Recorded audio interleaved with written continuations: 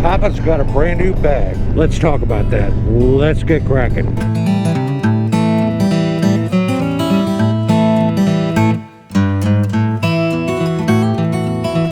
Good moto morning. Welcome, beautiful people, to Kraken's Garage. I'm your host, Eric, and on Kraken's Garage, we discuss all good things on 2 and 3 wheels.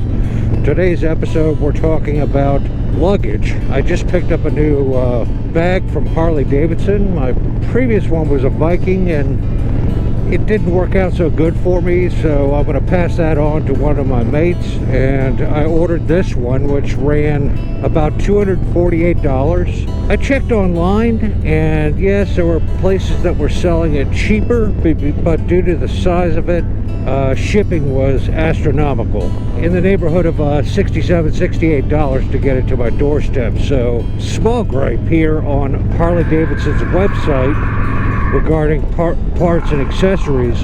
I wanted to get this bag before I left for VAM next Thursday. Yes, I'm too late.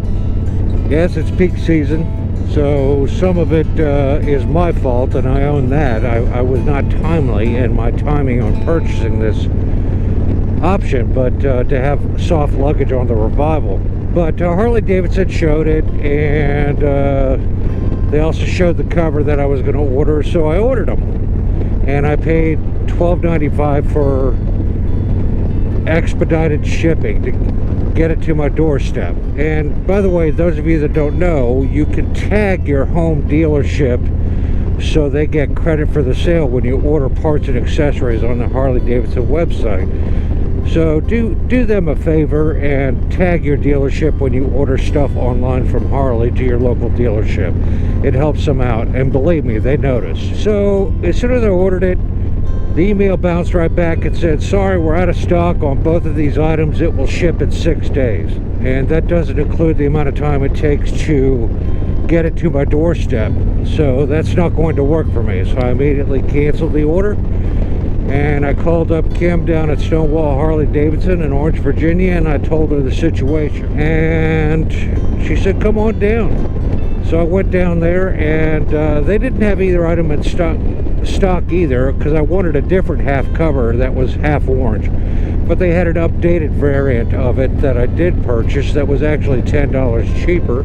So I walked away with the cover, and she said, I'll have your bag here by Friday. And I'm like, awesome. I get a call this morning the very next day, and she has it in her hands, and I just got through strapping it to the bike.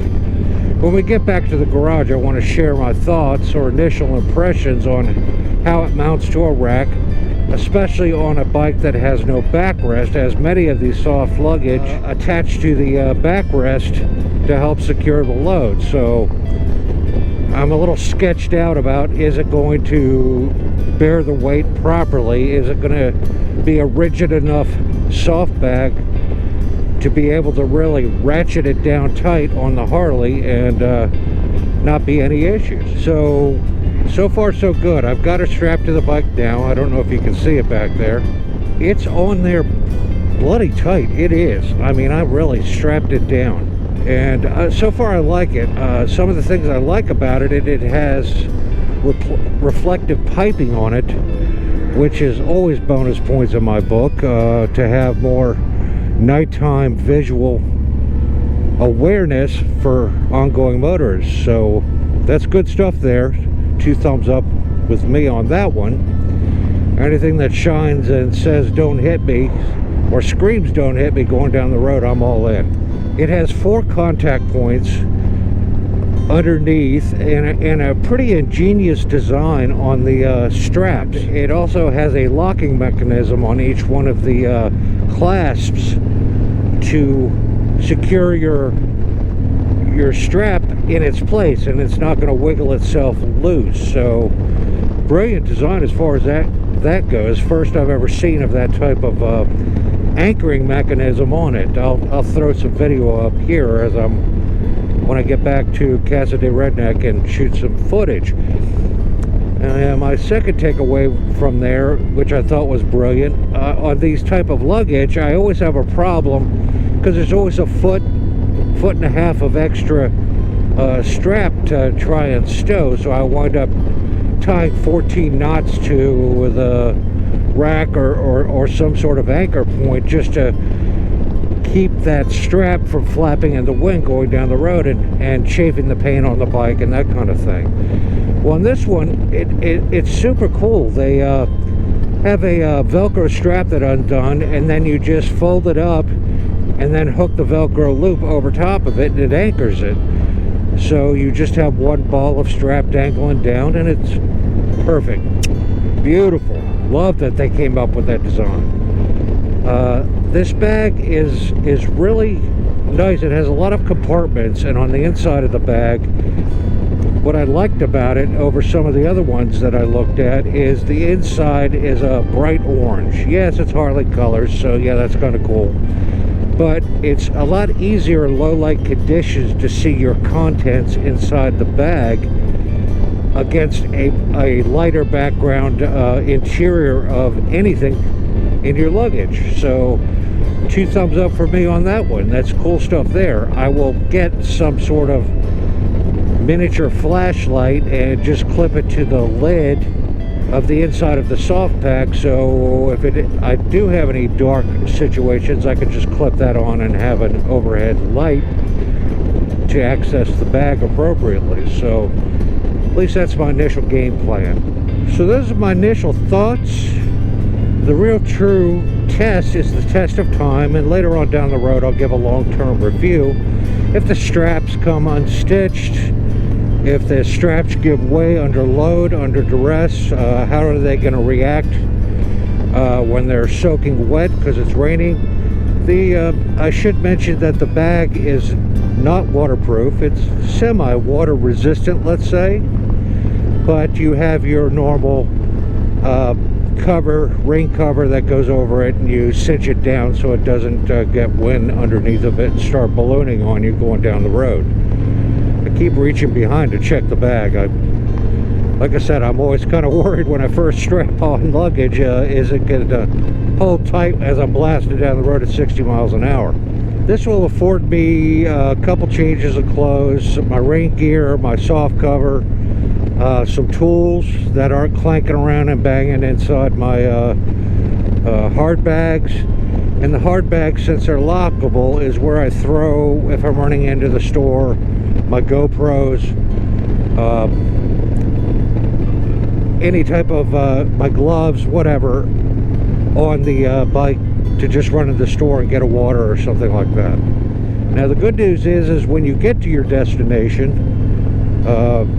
in this case coming up next week, a motel or hotel, for quick class, I'm saying under 30 seconds, you remove the whole bag, and has a handle on the top, and you carry the whole shebang right into your hotel room. You are good to go.